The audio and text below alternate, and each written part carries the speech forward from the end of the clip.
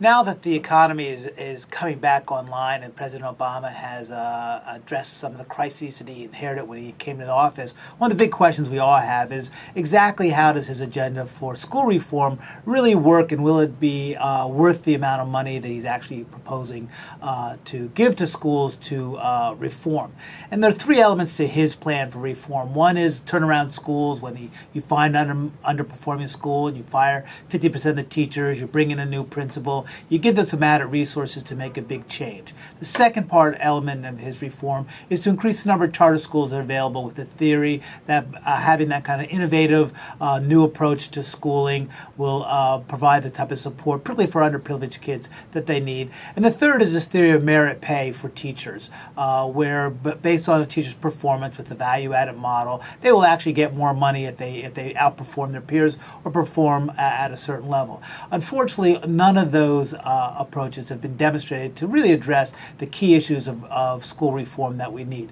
First, it's important to recognize that most American schools, particularly in our suburban areas, are performing on par with our international peers. In Massachusetts, our school districts are outperforming all but one country in the world, which is Finland, which is the top performing country in the world. What's happening is in our urban areas, particularly those that have been not well addressed by the changes in our economy, is where we're having real school failures and tremendous problems. And that's where people think the turnaround, the charter school merit pay will work.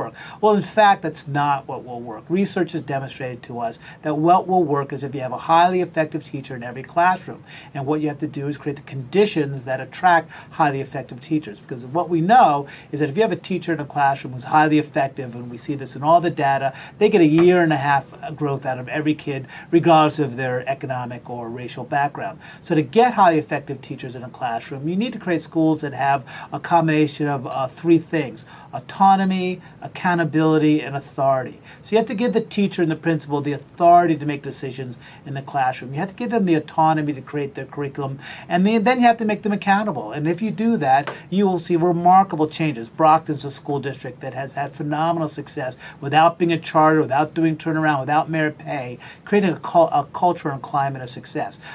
In Boston, we have a number of schools that we call schools on the move, that Edvestors has identified as schools that have shown significant improvement in urban settings over a 5-year period, and none of them are charter. Some of them are charter schools, but it's not whether they're charter schools or turnaround schools that's difference. They have a principal who believes in instructional leadership and is willing to evaluate teachers and supervise teachers. You have teachers who are willing to work together to figure out what's the best curriculum for all their kids, and then implement it with a combination of high standards for academics and also high standards for how we behave socially in the classroom.